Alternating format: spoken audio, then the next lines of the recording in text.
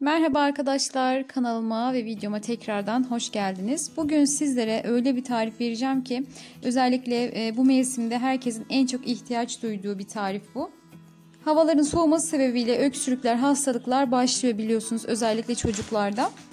İşte vereceğim bu tarifte kuru öksürüğünüzü, balgamınızı kesecek, size rahat bir nefes aldıracak. Kullanacağımız malzeme sarımsak. Sarımsak çok eski zamanlardan beri kullanılıyor. Yaşamımızdaki en önemli sağlık dostlarımızdan bir tanesi arkadaşlar. İçinde birçok vitamin ve mineralden başka alternatif tıpta halk dilinde de kullandığımız doğal antibiyotik dediğimiz mucizevi bir yiyecek. İlk bakışta sarımsak ve süt size tuhaf gelebilir arkadaşlar ama oldukça etkili bir yöntem. Sarımsak yapısı sebebiyle antioksidan özelliğine sahip bir besin. Sütle karıştırdığımız zaman da bizlere olan faydası da burada 2 katına çıkıyor. O yüzden sütle kullanıyoruz.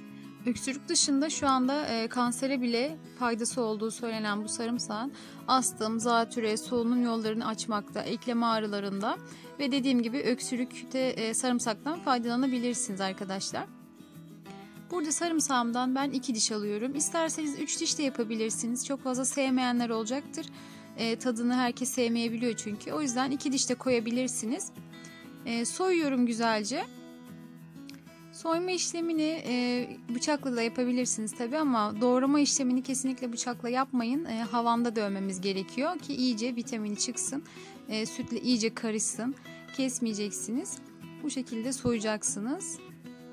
Çocuklar da kış mevsimlerinde biliyorsunuz çok hastalanıyorlar. Çocuklarımıza güvenle içirebileceğimiz doğal, güvenli bir karışım hazırlıyoruz aynı zamanda arkadaşlar. Çok güzel bir şekilde balgam söktürüp ciğer temizliyor, emin olun. Zaten malzemelerimiz doğal, herkesin evinde olabilecek şeyler. O yüzden mutlaka denemenizi tavsiye ediyorum sizlere. Evet, ben sarımsaklarımı soydum. Şimdi bir kabıma alıyorum, içerisine 1 su bardağı sütümü ekleyeceğim. Sütü ısıtacağım. İyice kaynattıktan sonra sizlere o aşamayı da göstereyim. Hemen sütümü aldım, ocağıma koyuyorum. O kaynarken ben de havanında sarımsaklarımı döveceğim. Evet, bu şekilde dövdükten sonra kaynattığımız sütümüzü tekrar bardağımıza alıyoruz.